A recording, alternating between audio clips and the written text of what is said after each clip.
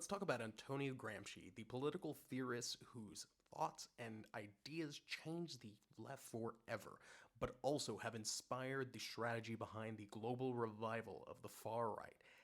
Today, we're going to discuss the most important political concept of the 20th and now the 21st century: hegemony. To understand hegemony, we're going to need to understand two Marxist concepts: the substructure and the superstructure. The substructure are the economic relationships in a society. This can be the class relationships, the relationships of production, all of these sort of things. The superstructure are all the laws, the government, the religions, all of the culture, everything else that forms the society.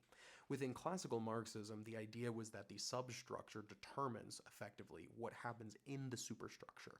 So how the superstructure looks will be merely a reflection of the relationships between production. And this is what Gramsci decided to flip on its head by instead thinking, after seeing the rise of fascism, that actually the control of culture, the control of the superstructure itself, can determine the economic relationships and shift how politics and how change historically will move. A key idea to this is ideology. We can define this as the set of attitudes, values, and perceptions through which we come to understand and relate to the world around us. Remember, we're not robots. We do not see things through a mechanistic or a purely logical way. We come at the world through our own ideological lens and our own way of seeing things.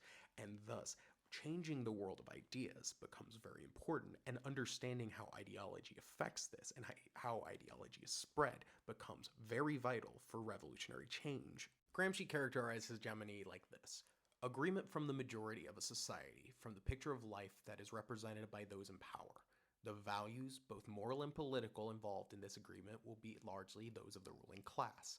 The ideology comes to be seen as common sense, evident by the majority of people. It becomes natural to think like that.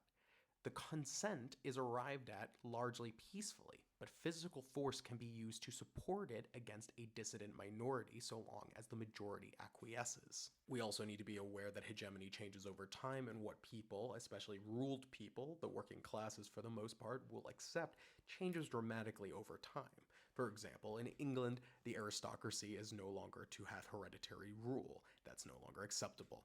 But the aristocracy has been able to reinvent themselves and still retain most of their power and prestige, and most importantly, their wealth in modern Britain. Gramsci's hegemony makes us think about the ideas of culture and ideology, that culture can really be considered an expression of ideology of a particular class, and that its function within hegemony is oftentimes to reinforce that hegemony. And because most people live underneath this hegemony and do not challenge it actively, they tend to follow the hegemony unthinkingly as well.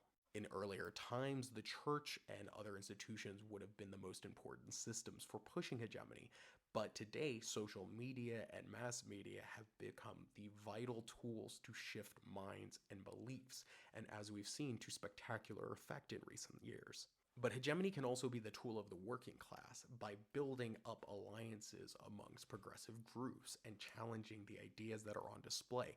You can have dramatic effects and change. The problem is that certain groups can be beaten down, and within cultures and societies, it's fine to brutalize minorities, and thus this breaks apart solidarity and usually crushes the ability to shift the hegemony. The reaction ends up winning. The ruling classes will use violence to restore order and make things go back to normal, thus justifying force. So it is important to be wise and grow your power to shift hegemony. And this is where the far right has taken advantage, using a very long-range strategy to shift a massive amount of political ideas and views before ever showing how powerful they were or rising up.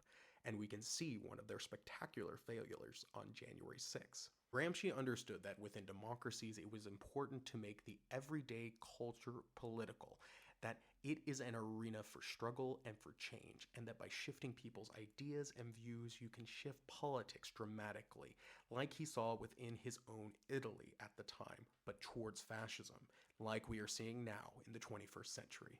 Thank you.